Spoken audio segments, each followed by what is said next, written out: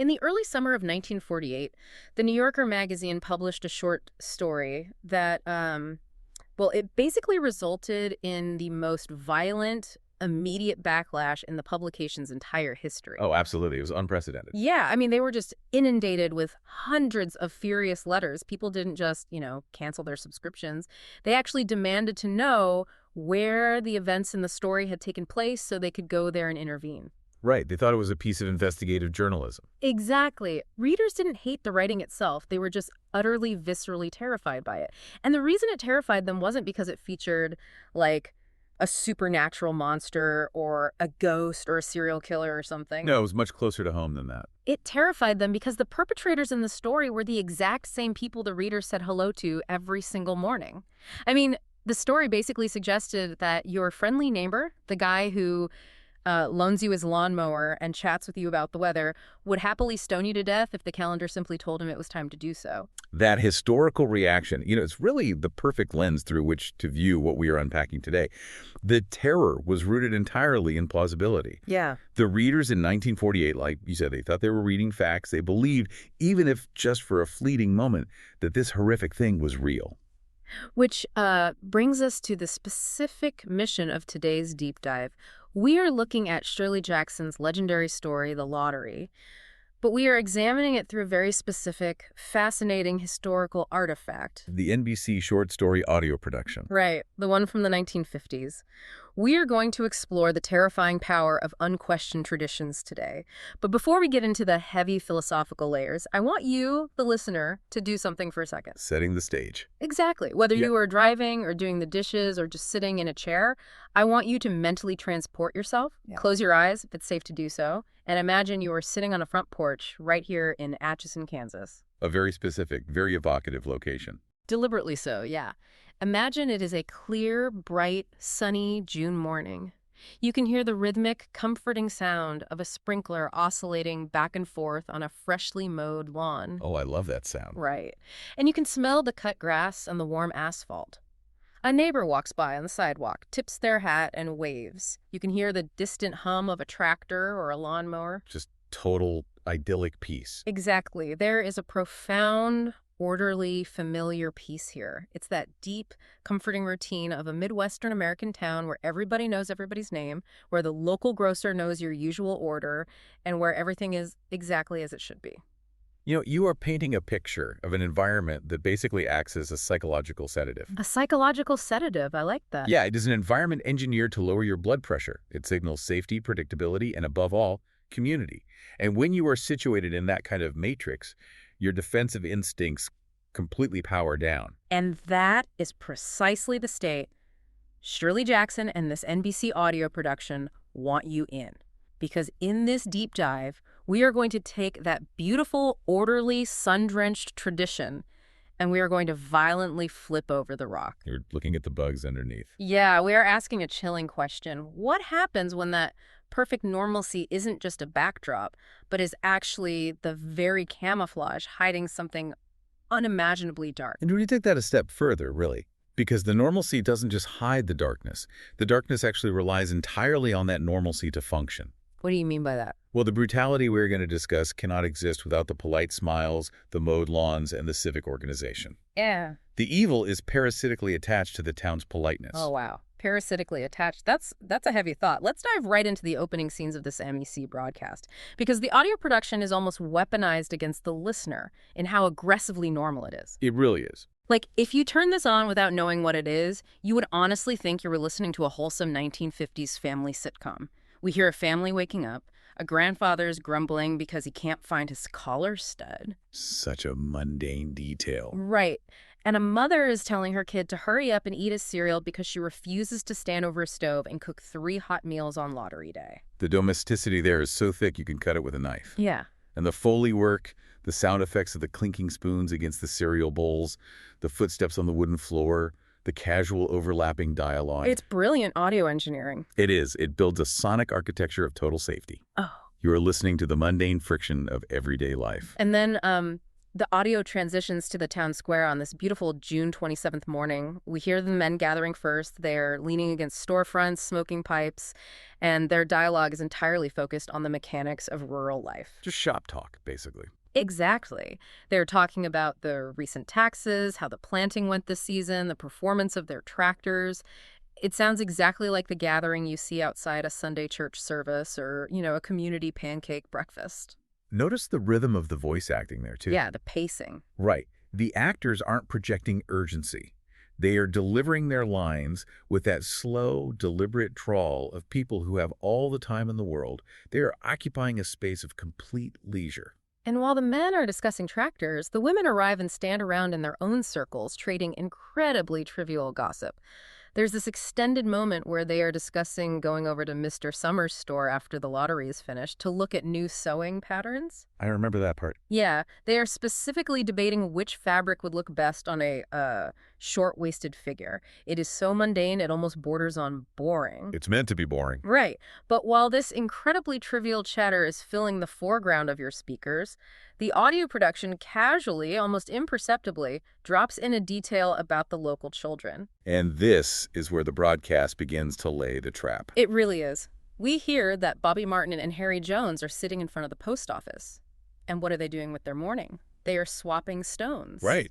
Bobby has his pockets stuffed full of these nice, smooth, round ones, and you can hear the ambient sound of other kids playing King of the Hill on a massive pile of stones they've spent the morning gathering in the corner of the square. If you are listening to this for the first time, or if it's just, playing on the radio while you make dinner, that detail registers as entirely innocent. Just kids being kids. Exactly. Children playing with rocks in a town square in the summer.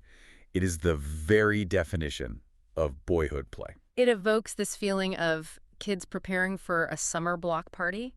Imagine kids at a neighborhood barbecue gathering water balloons. You hear them giggling, hoarding the biggest ones, getting their ammunition ready for a playful, chaotic fight in the sun. That is the exact energy the audio conveys. But when you reach the end of the broadcast and you realize retroactively what those smooth, round stones are actually intended for, man, the realization is physically nauseating. The innocence of the children is literally weaponized against you. The retroactive horror is where the audio format achieves something the written text struggles to do, I think. How so? Well, when you are reading the story, you control the pace. You might read the sentence about the stones, feel a slight twinge of unease, and pause to ponder it. You can literally put the book down. Oh, right. You can stop and think. Exactly. But in the audio production, the pacing is relentless. The broadcast does not wait for you to catch up. The children's laughter and the clacking of the stones bleed seamlessly into the jovial, booming voice of Mr. Floyd Summers calling the town to order. Mr. Floyd Summers. Okay, we have to spend some time on this character because he is the architect of the day. He is a fascinating figure. The broadcast makes a point to tell us that Mr. Summers is the man in charge of all civic affairs.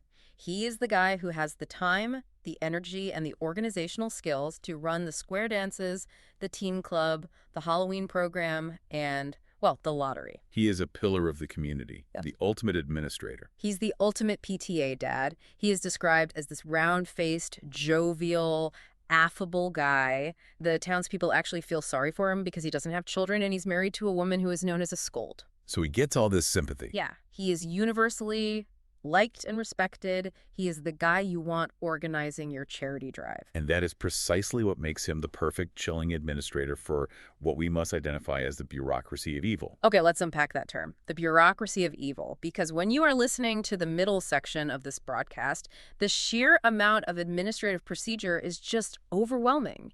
It is almost comical how much they care about the rules. The procedure is the point. Listen to the intense focus on the mechanics of the ritual. Mr. Summers brings out this old, splintering black box. But before they can even begin, there has to be a formal swearing-in ceremony. There's a rigid oath administered by the postmaster, Mr. Graves. Mr. Graves. Great name, by the way. Very subtle, yes. And Summers has to stand there and formally swear to carry out his duties without fear, favor, or prejudice, bias, or any other untoward acts of omission or commission. The legalistic jargon is just so dense, and then they spend agonizing minutes simply checking the attendance lists. Like, who is absent? Is the Watson boy drawing for his mother this year? Is he legally old enough? Yes, the rules are everything. They debate these rigid genealogical rules, like if a man is laid up with a broken leg, his wife draws for him. But if a daughter is married, she doesn't draw with her parents, she draws with her husband's family. Look at what is happening psychologically to the townspeople and to the listener during this administrative slog. What's happening? By burying the core action in layers of administration, in oaths and paper slips and genealogical debates, the town effectively dulls its own moral awareness. The procedure itself becomes the entire focus of their attention. Because if you are spending all your mental energy debating whether a 16-year-old boy is legally allowed to draw a slip of paper for his household, you are completely insulated from thinking about what drawing that slip of paper actually results in. Exactly. The administration acts as a substitute for morality. Wow. This is a well-documented psychological phenomenon. When people are placed within a rigid bureaucratic system, their moral horizon shrinks to the boundaries of their specific tasks. That makes so much sense. The townspeople have convinced themselves that if the process is fair, if the paperwork is filed correctly, and the oaths are spoken accurately, then the outcome is somehow exempt from moral judgment. It's the ultimate diffusion of responsibility. The box chooses. The rules dictate. No single person has to carry the psychological weight of the murder because the system is the author of the act. Right. You mentioned earlier that the audio format doesn't wait for you, and that relentless forward momentum really mirrors this bureaucracy. The procedure just grinds forward, and the people are swept up in the machinery of their own making. And the most disturbing part is how comfortable that machinery feels to them. We love rules. Humans are pattern-seeking, rule-following creatures. We really are. Rules alleviate the burden of choice. When Mr. Summers is reciting the rules, you can hear the townspeople relaxing in the audio. They are in safe hands because the administrator is highly competent. Which brings us to one of the most surreal, bizarre, and frankly fascinating elements of this specific audio artifact. As listeners, we have to remember that we aren't just analyzing a piece of literature in a vacuum. No, we are analyzing a piece of broadcast history. Exactly. And the way this play was beamed into the living rooms of 1950s America contains a jarring, real-world layer that perfectly, horrifyingly mirrors the themes of Jackson's story. You are referring to the commercial framing of the broadcast. I am. And I honestly still can't quite wrap my head around how this happened. This specific NBC short story production is sandwiched literally immediately preceding the opening scene and immediately following the horrific climax by deeply earnest, real-world advertisements for the United States Marine Corps. It is a profound, almost unbelievable historical juxtaposition. It is entirely surreal. Imagine you are sitting by your radio in the early 1950s. The announcer comes on with that classic, booming, authoritative mid-century radio voice and introduces a story about a town that methodically murders one of its own citizens. Setting the stage. Right. But right before he introduces the title, he says, "The Lottery," which will be heard immediately following this announcement by the United States Marine Corps. Wow. And the ad goes on to emphasize a very specific set of values. It praises efficiency, speed, and skill. It champions swift, intelligent decisions and leadership ability, not just in the military, but in business, government, and, quote, community affairs. Pay very close attention to that vocabulary. Efficiency, speed, skill, community affairs. It's eerie. It is, because these are the exact same virtues used to describe Mr. Floyd Summers and his management of the town's lottery. Yes. So we really have to ask, how was a listener in that era supposed to intellectually reconcile this? How do you hear a government advertisement praising procedural efficiency, unyielding group loyalty, and civic duty, and then immediately listen to a radio play about a town that uses procedural efficiency, unyielding group loyalty, and civic duty to execute a woman in cold blood? What's truly fascinating here is that the NBC executives who programmed this likely saw no contradiction at all. You don't think so? Not at all. They viewed the Marine Corps ad as a standard public service announcement promoting classic American virtues. But by placing it right next to the lottery, they accidentally created a brilliant philosophical critique. The juxtaposition forces you to realize that organization, efficiency, and civic duty are morally neutral tools. Morally neutral. Okay, let's dig into that for a second. You mean they aren't inherently good or bad? They are just mechanisms? Precisely. In modern society, we tend to praise efficiency as a virtue in and of itself. Oh, for sure. Everything is about productivity, acts, and efficiency. Right. The Marine Corps ad champions it as the foundation of a successful society, the bedrock of individual success. And it certainly can be. Efficiency, speed, and organization can be used to build hospitals, coordinate massive disaster relief efforts, and defend a nation from tyranny. All good things. Exactly. Right. But Jackson's story shows us the exact inverse of that coin. Those exact same tools can be used to smoothly, cleanly facilitate a nightmare. It's like an Excel spreadsheet. Okay, I like where this is going. Yeah, think about it. An Excel spreadsheet is incredibly efficient, but the spreadsheet doesn't care if you are using it to track charitable donations for a food bank, or if you are a totalitarian regime using it to count the number of political prisoners you've exiled. Right. The tool just organizes the data it is given. That is an excellent analogy. The splintering black box is just an organizational tool. The meticulously maintained list of family names is just an efficient database. Right. And when you decouple those tools from a foundational moral truth, when efficiency and tradition become the highest goods, rather than the servants of the good, you get Atchison, Kansas turning into a slaughterhouse. Wow. The Marine Corps ad praises the machine. The lottery asks who is driving the machine and where they are actually taking us. And as the drawing begins in the broadcast, we get to see exactly where that machine takes them. We see how this highly efficient civic duty plays out on a deeply individual level. We shift from the macro view of the crowd to the micro view of the voice acting. The individual human element. Right.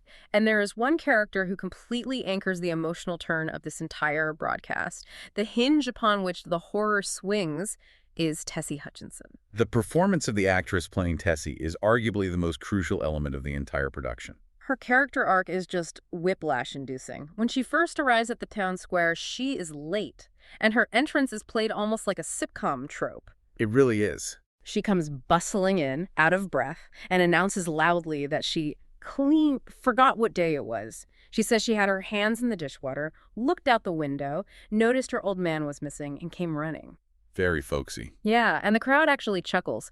Mr. Summers jokes with her from the front of the crowd. It's lighthearted, teasing banter. At that moment, she is entirely integrated into the casual, normalized sociopathy of the town. She is a willing, cheerful participant in the ritual. Right up until the moment her family's name is drawn. The shift in her voice acting is staggering. They execute the first round of drawing the heads of households.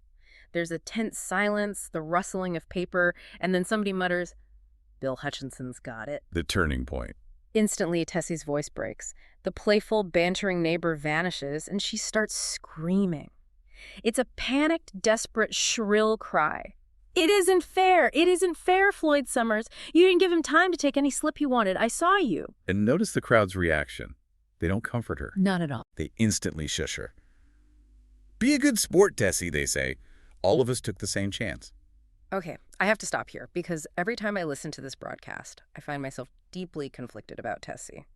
I'm going to defend her for a moment. All right, let's hear it. Put yourself in her shoes. I know she was part of the town system, but in that specific moment, listening to the sheer, unadulterated terror in her voice, I feel immense sympathy for her. It's hard not to. I see her as this tragic figure. She is the one person who is finally pushed to the breaking point.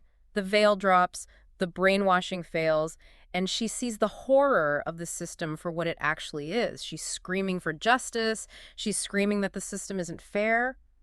You know, you are experiencing a deeply empathetic reaction to the sound of human suffering, which is entirely natural. The voice acting is absolutely designed to elicit that pity. Right. However, if we examine her actual dialogue and her actions, I have to push back strongly against the idea that she is experiencing any sort of moral awakening. Really? How can you not see it as an awakening? She's literally screaming that it isn't right. Listen to what she is screaming about, though. She is yelling that the procedure wasn't fair. She claims Floyd Summers rushed her husband. She is not arguing that the lottery itself is an evil institution. She's arguing that the administrative rules were violated. Oh, I see. Think back to just 5 minutes earlier in the broadcast, when they're calling the names alphabetically, and they get to Hutchinson. She playfully shoves her husband and tells him to get up there. That's true, she does. She is an active, eager participant. Her cry of "it isn't fair" is not a sudden realization of universal human rights. It is pure, selfish self-preservation. But isn't that just the reptilian brain taking over? If you are thrown into the ocean, you thrash around trying to survive. You can't blame someone for panicking when facing a firing squad. I don't blame her for panicking at all. I am pointing out the nature of her panic. If she had experienced a true moral awakening, she would throw her body in front of her husband or her children to protect them. But what did she actually do? What do you mean? When it comes time for the second draw, the draw within the Hutchinson family to see which specific member will receive the black mark. Tessie tries to change the rules of the lottery to increase her own odds of survival. Wait, you're talking about the moment with her older daughter? Yes. She screams at Mr. Summers, "There's Don and Eva! Make them take their chance." Eva is her married daughter. Oh, right. The rules clearly state that daughters draw with their husbands' families. But Tessie is begging the administrator to include her daughter in her own family's drawing pool. Why? Because mathematically, adding 2 more people to the draw dilutes her own chance of pulling the marked slip from 20% to 14%. Oh my God. I got so caught up in the emotion of her screaming that I completely glossed over the mathematics of what she was demanding. She is literally trying to serve up her own daughter to the mob. Exactly. She is perfectly willing to throw her own flesh and blood onto the altar of the lottery if it buys her a few percentage points of survival. That is so dark. It is. That is not the behavior of a tragic heroine who has realized the system is inherently evil. That is the behavior of someone who fully accepts the system, but desperately wants the system to target someone else. That reframes the entire sequence for me. It makes it so much darker. She isn't rejecting the darkness. She's just trying to redirect it. Yes, exactly. But the voice acting really sells the desperation so effectively. Hearing the raw, unpolished panic in her voice, contrasted against the cold, unyielding silence and the procedural rushing of the crowd, it creates a visceral tension. You hear the crowd just speaking to her like she's a toddler throwing a tantrum. Come on, Tessie, open your paper. The contrast is brilliant. Tessie is highly emotional, erratic, and isolated. The crowd, conversely, is entirely devoid of emotion. They're driven purely by momentum. Right. In this audio production, the crowd isn't just ambient noise in the background. The crowd operates as a single, massive, unified character. It is a superorganism that instantly isolates the non-compliant individual. And observing how that superorganism isolates Tessie forces us to look really closely at the psychology of the crowd itself. Which brings us to the core philosophical tension that underpins this entire broadcast, the battle between conformity and conscience. A crucial theme. Because Tessie isn't the only one who pushes back against the mob. In the audio play, there is one character who actually does attempt to take a moral stand. John Gunderson, the schoolmaster. He is a fascinating inclusion. Yeah. Representing the voice of the outsider. He's new to the town, right. It's only his second year. When his name is called to draw from the box, he simply refuses. He stands there, and the crowd goes dead silent. You can feel the tension drop. And he pleads with them. He appeals to their intellect. He says, if you were willing to use reason instead of blind obedience to a crazy outworn, and he doesn't even get to finish his sentence, the mob shouts him down completely. They don't just shout him down. They treat him with utter contempt. They act as if his appeal to reason is a form of mental illness. Wow. To the mob, morality is defined by adherence to the group, not by objective ethics. And the ultimate voice of the mob, the ideological enforcer, is Old Man Warner. This character is chilling. He proudly announces that this is his 77th year participating in the lottery. 77 years of this. He is the guardian of the tradition. When someone in the crowd murmurs a rumor that the North villages have stopped holding lotteries, Old Man Warner scoffs. He calls them a pack of crazy fools. He views the abandonment of the murder ritual as the collapse of civilization itself. Next thing you know, they'll be wanting to go back to living in caves, he says. Right. So let's step back and look at the philosophical layer here, because this is where the story elevates from a thriller to a profound social critique. We've got tradition versus truth. We've got community versus the mob. We've got ritual versus morality. It's very layered. How do we reconcile Old Man Warner's defense of this brutality? Because he doesn't even attempt to defend the mechanics of it. He doesn't offer a logical argument. He just defends it because it has always existed. This brings us to a highly relevant philosophical framework, something we might call the Chestertonian paradox. Oh, I like this. G.K. Chesterton, the great English writer and philosopher, formulated a concept often referred to as Chesterton's fence. Let's break that down for the listener. What is the core idea of the fence? The analogy goes like this. Imagine you are walking through a field and you come across a fence blocking a road. The modern progressive reformer, the fool, in Chesterton's view, looks at the fence, sees no immediate use for it, and says, I don't see the reason for this. Clear it away. Okay. But the wise philosopher responds, if you don't see the use of it, I certainly won't let you clear it away. Go away and think.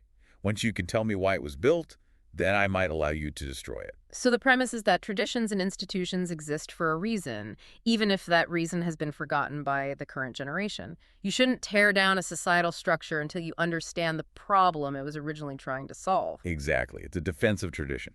However, Jackson takes this concept and presents us with its terrifying inverse. The inverse. Yes, the paradox in the lottery is that the most dangerous traditions are not necessarily the oldest ones, but the least questioned ones. Old Man Warner is the dark mirror of Chesterton's philosopher. He defends the lottery, but he has absolutely no idea why it was built. That's entirely true. He complains that they don't even use the original materials anymore. He whines that they used to use wood chips instead of paper slips. The actual tradition has completely degraded. He defends the ritual simply because it's always been. He recites a fractured, nonsensical rhyme, lottery in June, corn be heavy soon. Like a nursery rhyme. Right. He has no scientific proof that blood magic affects agricultural yields. The tradition has outlived its purpose and become a hollow idol. The evil in Atchison, Kansas doesn't stem from active malice or hatred. It stems from a total, suffocating vacuum of critical thought. That is terrifying. The town has literally outsourced its morality to the calendar. June 27th arrives, therefore we kill. Outsourced its morality to the calendar. That is a devastating way to put it.